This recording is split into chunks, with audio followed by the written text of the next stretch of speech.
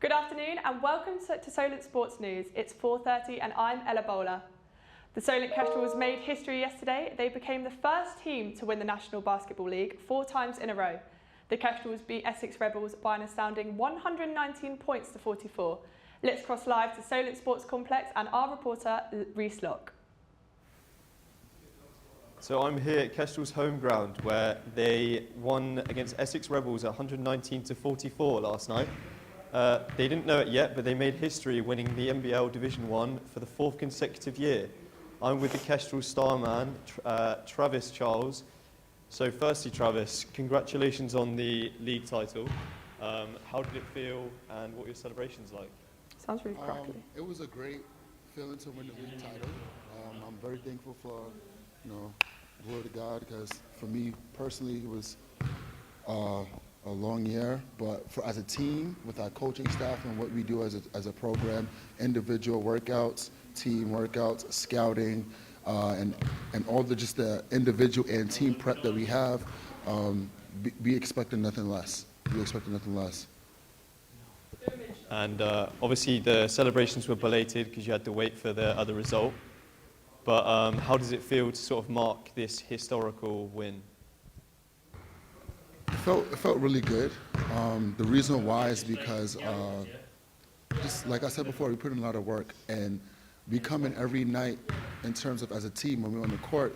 We have a target on our backs as individuals and as a team, as coaches, just as a program. We get everybody's best shot. So when games begin, you'll see teams play one way last week or the day before, and then versus us, they're the Warriors. I mean, they're invincible.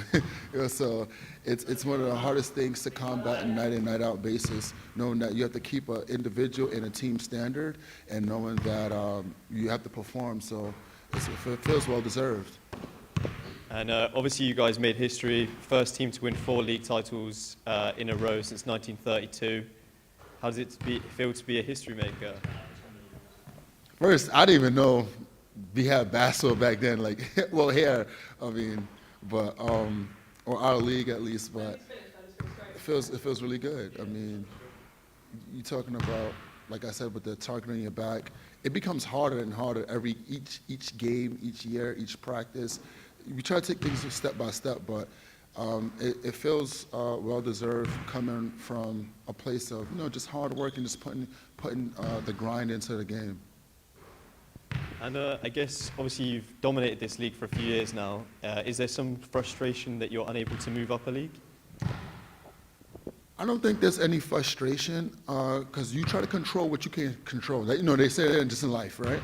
Obviously, us being some of the BBL competitions every year, different results each year. That's management. They'll handle that. The BBL. The NBL, I don't know too much about what goes on, even though I do ask a lot of questions. We had different answers, not necessarily from us, but coming from the Basketball England, the governing body. So, it's a lot. And as a player, all you could do is just you can ask, you can inquire, you can have it at the back of your mind in terms of what can possibly go on or what they should be doing in terms of relegation, promotion. But, it's out of my control, it's out of our control. Well, thank you very much for your time. Good luck with the rest of your season, and back to you guys in the studio. Southampton's brilliant form comes to an end away from home as Philippe Coutinho dazzles a 4-0 win for Aston Villa. Manager Ralph Hasenhüttl says everything went wrong for his side as former Saints striker Danny Ings scored on his return against his former club.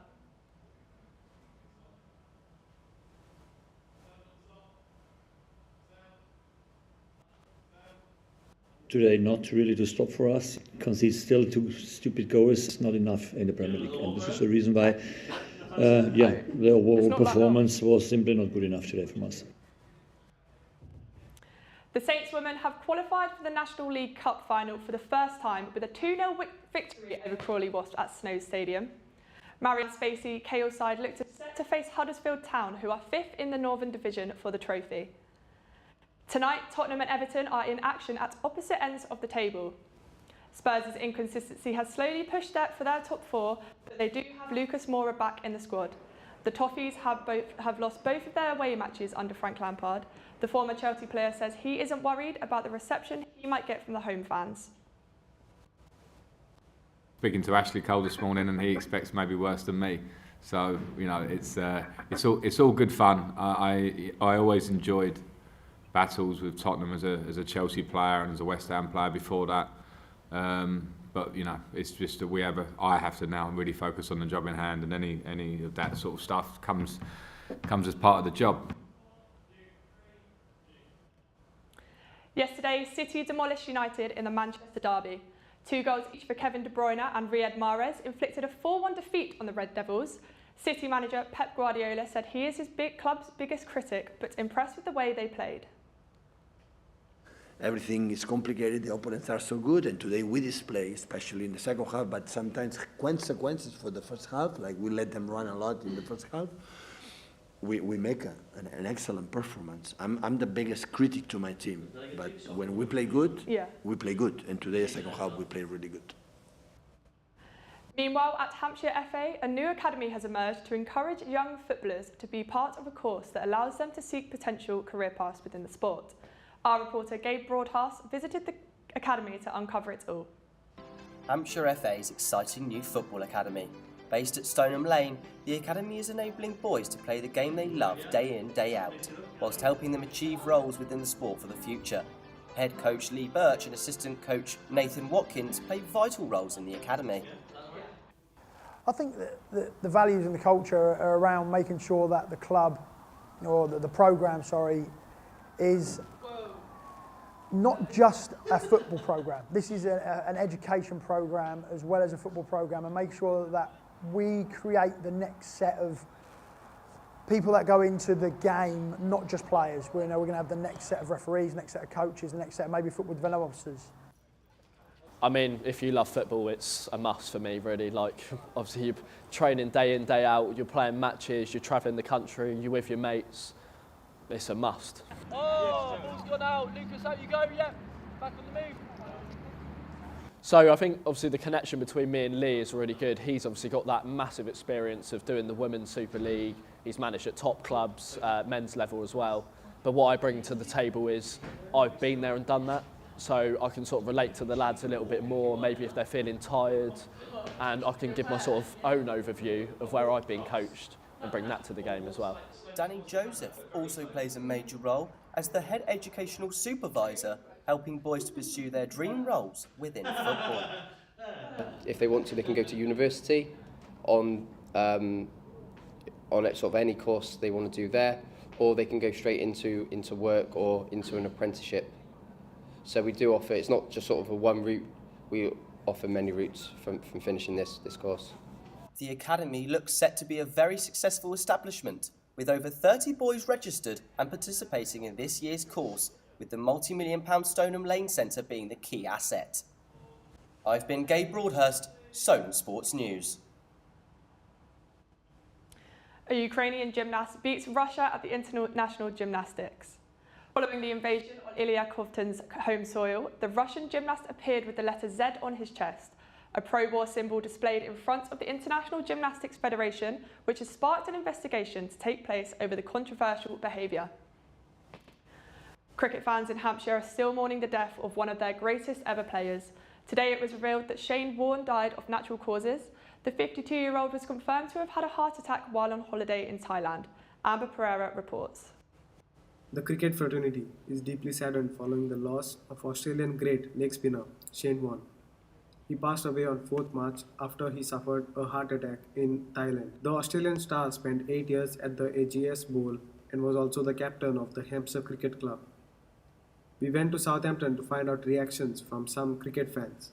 Bit sad, but hopefully his memories can, inspire lots of other young cricket players. But he's left a real big mark on the game, and it's really sad about it. Fortunately, he was rather good at bowling and skittled England out a few times, but no, he was one of life's characters. He's one of the greatest cricketers that ever lived, and it's somebody so young to pass away like that. It really is tragic. The 2005 Ashes had a huge influence on England captain Joe Root as he remembered Warner for his phenomenal performance against England. A young kid watching him play.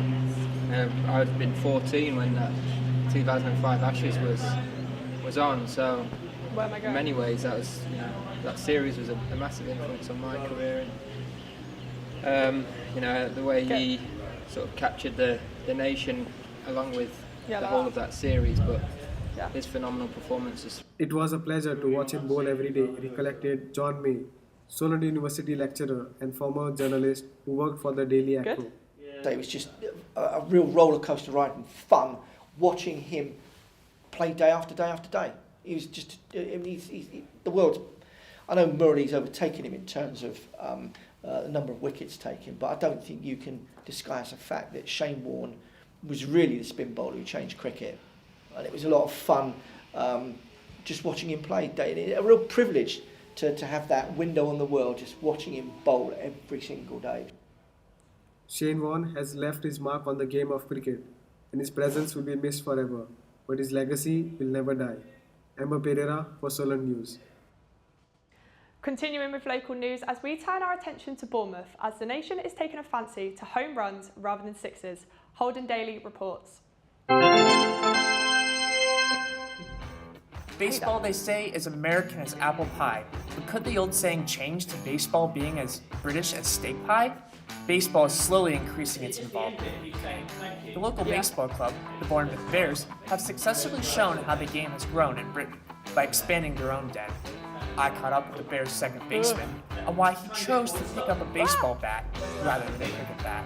I just find the whole game and the whole sport fascinating. I think the fact that it is a growing sport, it is competitive, but I think that a lot of people, it's like a sort of shared experience of something that's niche. There's an appreciation of that we're sharing something that we really enjoy and really love that not many other people do. So it's a lot of fun. Expats are leading the roar of expanding the game in the UK. The Bears aren't just made up of Brits, but international players as well. This includes players from countries where baseball is popular, as in the Americas, and Caribbean, to countries where the game is still growing from the likes of nearby Sweden to Commonwealth Australia. The GM credits doing things the right way to bring in so much international talent. It means that we're doing the things right. It means that we're not discriminating to anyone.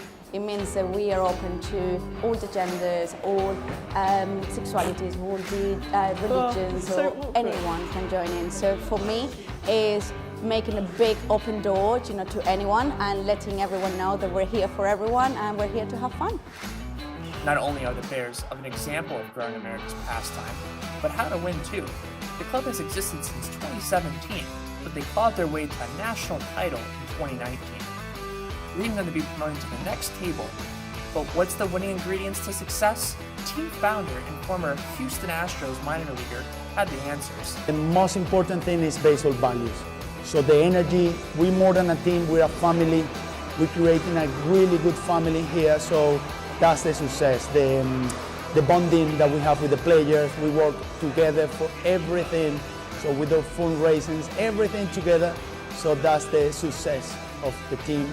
Also, the general manager are doing an amazing job for us that I just need to worry about baseball.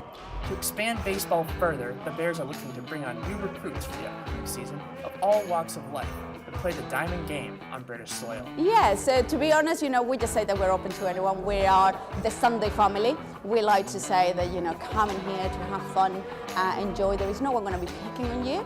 You will have the coaches correcting you to improve your skills, but it's just the Sunday family, so it's the Bears family. That's why you need to come in. There's no question the future is bright for the Brits hitting dingers and catching top flies. Who knows, maybe Major League Baseball will steal getting the first American sports franchise in London over the NFL. I'm Holden Daly, Solent Sports News.